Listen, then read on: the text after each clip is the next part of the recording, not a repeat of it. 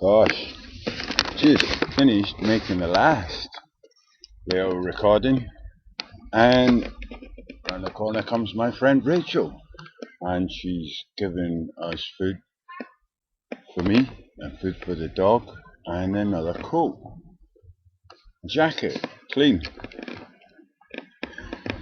So I'm not short of clean jackets at the moment. Wonderful. Getting my clothes dried out here, but Rachel has taken away my dirty laundry, and tomorrow I should have clean underwear and the stuff that I've been wearing for weeks clean. Wow. Eh? So now it's a race between the truth and the lies, you know. People around here are accepting us and being friendly and making me feel like I want to go on, I want to do more, and I want to contribute to this community.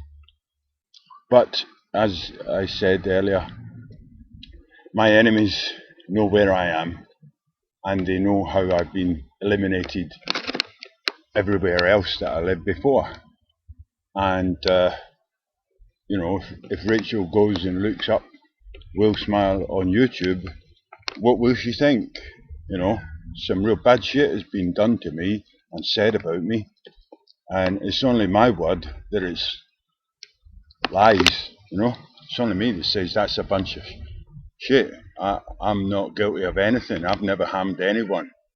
My whole life has had a policy of do the best you can for the best people you can meet, and I feel hopeful. As I've said, I'm going to die a lot happier than I would have done last weekend. Yeah, that's good news. As I say, I'm just putting up my diary on YouTube so it doesn't vanish like everything else when I go. Unless my YouTube channel is mucked about with as it has been before. Because in 2005, I was one of the first people in the UK on YouTube. I was certainly the oldest in YouTube. I had the guys who wrote the program for YouTube, Jared and another guy, sending me messages going, "You rock, dude." Yeah, and I won a prize for putting up so much interesting material on YouTube in 2005. Unfortunately, it couldn't get to me because there was customs duty to pay on it. It was one of the first iPods, Zen Nano, and I didn't get that. Then that channel got taken down early in 2006. I started a channel called Will Smile, which was taken down the night before I ran away to Canada to avoid being murdered. It's a long and interesting story, and I really do hope to be able to tell it all, because it's actually more exciting than any fiction story I've ever read. Me and my brother decided to go up against world governments and change the law on cannabis internationally. We didn't know what a can of worms we were opening. We didn't know that all human history was a catalogue of inhumanity and corruption. We didn't know how big the forces we were going up against. All we were counting on is that our honesty and our love of humanity would prevail in the end. Anyway, Will Smile was pulled off the internet in late 2006. The next channel I started, Rambling Will, was a visa. I decided not to do anything about cannabis because I'd spent 4 months in a horrible prison when I come back from Canada. So I stopped talking about cannabis. All I did was make videos while I was high and attempt to convey whatever I had of value through music and comedy.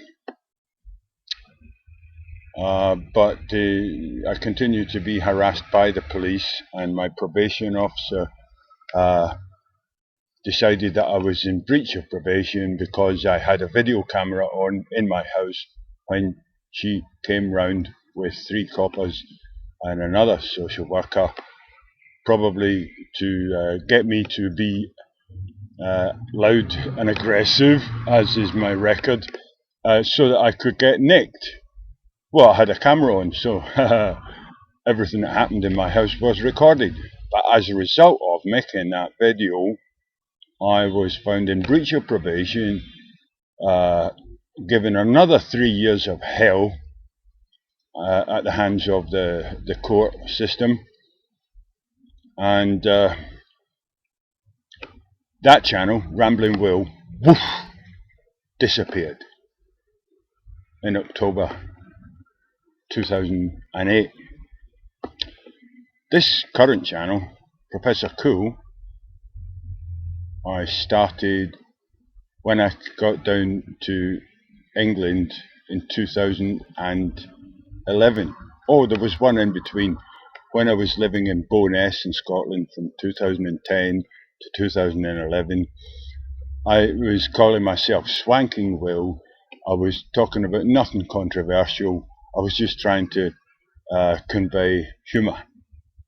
Oh, I did get into talking about the story about the police corruption. Yeah. And then I got busted and I did another 4 months in prison for not having done anything wrong. It's horrifying for me to look back at what has been done to me simply because I tried to tell the truth about cannabis. I was convicted as a sex offender.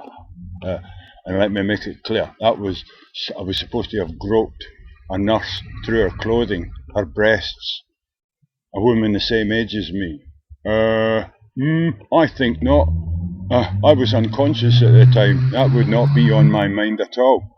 My libido was absolutely flat at that point in history. I had actually asked the doctor for Viagra, to be honest with you. Right, so, gosh, I've mentioned rather a lot, but I am cleaning up. The truth is the truth. If I don't get stabbed in the back, I'll get a chance to tell the truth. And then I'll be able to share with you all the pleasant stuff that I've discovered ever since I went to China and Tibet and Kathmandu in 1986 researching cannabis, which is basic to the Hindu religion and the Buddhist religion, and we now believe the Christian religion. It's also now believed that the burning bush that Moses heard God speak through was none other than Yaweed, right? So, cleaning up. Hopefully I don't get stabbed in the back or bullied by a gang of yobs or anything like that. Anyway, tremendously good to have made positive social contact locally. I wear my heart on my sleeve, so to speak, because that dog is a reflection of me. I love everybody, but I hate the ones that just bite me when they get up close. Gosh, I'm scared to upload this now, but I will. Yeah, Will Smile. Good man. I know all the facts. And I know all the lies. And they are disgusting. And yeah, there'll be a few people, more than a few people, who will be rather upset if my story ever comes out. Their part in it will make them guilty of crimes. It will be seen that they have committed horrific crimes. Gosh, I talk a lot, don't I?